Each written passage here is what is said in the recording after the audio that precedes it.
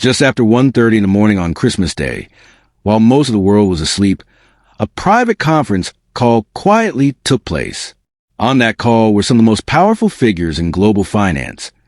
Senior commodities executives from major banks, the head of the world's largest derivatives exchange, a high-ranking U.S. government official, a representative tied to global central banking, and the leadership of the London silver market. The call ran for just under an hour.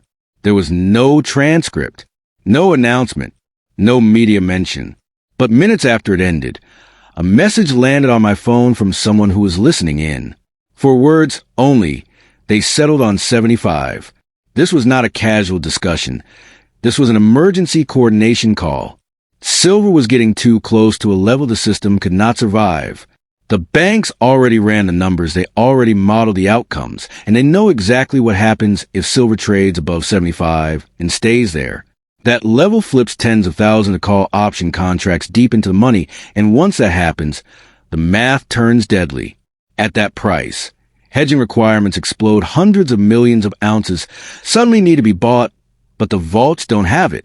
Registered inventory is a fraction of what would be required. Delivery becomes impossible, and once delivery fails, confidence collapses. So an agreement was made, not written, not public, but understood. Silver would not be allowed to cross that line. Selling would be coordinated. Regulators would look the other way, and global liquidity would be provided if any institution started bleeding too fast. This video is about that invisible agreement, why 75 matters, and why even this level of coordination may not be enough. Let's rewind to what triggered the panic.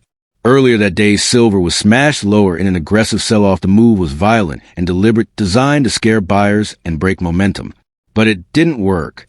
Physical demand absorbed the drop instantly. Price rebounded within hours, and by the close, silver was sitting uncomfortably close to the danger zone. That's when the phones lit up.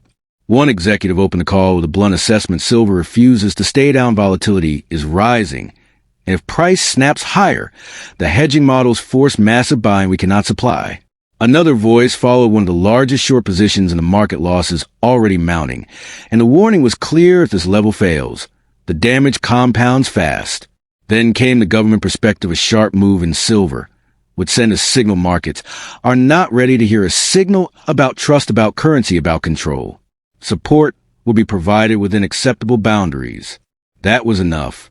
The strategy was locked in: pressure near resistance, paper selling to cap rallies, narratives pushed through media, and emergency liquidity standing by.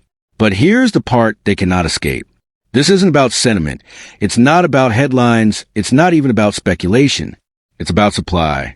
At higher prices, option hedging flips from manageable to catastrophic. Algorithms don't hesitate. They buy automatically, and they buy in size. The moment that threshold is crossed, demand becomes mechanical, relentless, and impossible to satisfy with paper promises. There simply isn't enough metal available. Vaults are tight, withdrawals are restricted, and global buyers are already paying premiums outside the Western system. That's the real fracture. Paper markets can coordinate, liquidity can be printed, but physical shortages can't be negotiated away. And there's one more problem no agreement can solve: self-interest. Every bank involved knows the others are exposed. Everyone is pretending to cooperate. But the first one to cover survives, the last one gets crushed. That's how these situations end. Not with unity, but with panic. The moment price presses through resistance, desks will race to protect themselves, and that rush is what sends markets vertical.